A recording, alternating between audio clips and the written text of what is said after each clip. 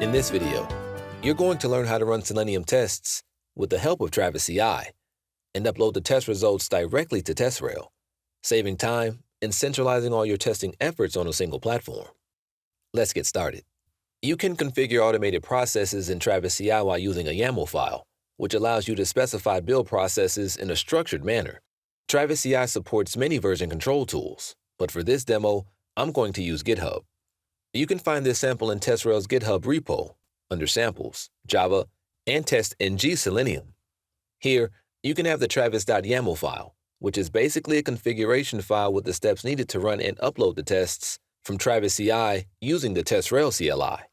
The first thing you need to do is to clone the project to your own GitHub repo, which I have already done. Once the project is cloned, you can navigate and sign into TravisCI, as the project is stored in GitHub. I'm going to sign in with my GitHub account, and TravisCI will automatically detect the travis.yaml file. Based on that, it will show that your project can be triggered under the More Options drop-down menu. Once you click on Trigger the Build, you'll have to choose the branch. I'm choosing the main branch, and I don't have any custom commit message or custom config, so I will click on Trigger Custom Build. On the left panel, you'll see that the build is running, and it's based on the configuration which is defined in the travis.yaml file. So, to understand the configuration, let's click on the View Config section. As you can see, I chose the Xenio build environment for running this build. The build comprises a single job, responsible for running and uploading the test results to TestRail.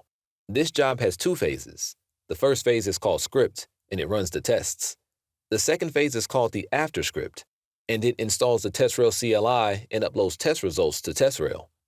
Under the script part, I'm defining how to run the tests. As this example is very much specific to Java and TestNG Selenium tests, I'm using the command maven clean compile test.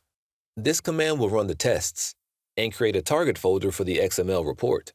Based on this XML report, the TestRail CLI will upload the test results to TestRail in the After Script section. You won't be able to use the CLI with automation frameworks that don't generate JUnit style XML reports.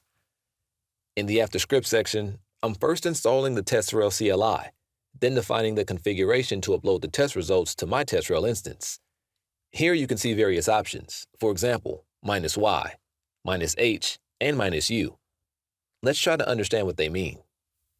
When you're using -y option, the CLI is going to create all the entities in the TestRail for you. The -h option specifies the TestRail instance where you want your results uploaded. Then, you must define the TestRail project the results will be uploaded.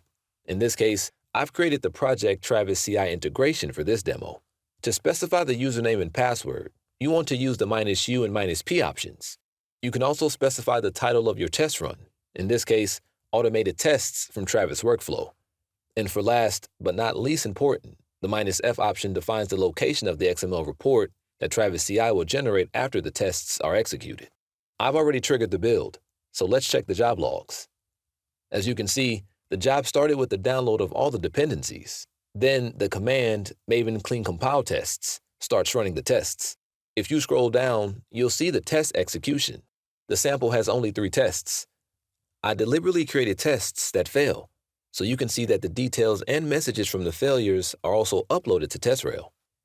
Here you see the final results of the test run, 3 tests. 2 of them failed, 0 errors, and 0 skipped. This part is done. In the next section, you have the command pip install trcli, which installed the TestRail CLI on your image. And in the last command, you'll see all the configurations for uploading the test results from TravisCI to TestRail. In the end, the CLI processed 3 test cases and submitted the test results in 3.5 seconds. It means you can see the test results in TestRail now. This is the TestRail instance I've mentioned in the TravisCI configuration file. At the top, you can see the project mentioned in the configuration file as well. And here, it's our new test run uploaded from TravisCI. Let's click on the name of the run to see the details. You can check out the results immediately in the graph. 1 test has passed and 2 failed, so 33% of the run passed. Scrolling down, you will see the tests that have passed or failed. When you expand one of the failed tests, it will give you why the test has failed, the same exception you would find in the TravisCI command line console. But maybe this information is not enough, and you want to check other kinds of logs. You have here a direct link to the TravisCI job, where you can find additional information. So, This is a very simple way to run tests with TravisCI and then upload the test results to TestRail with the help of the TestRail CLI.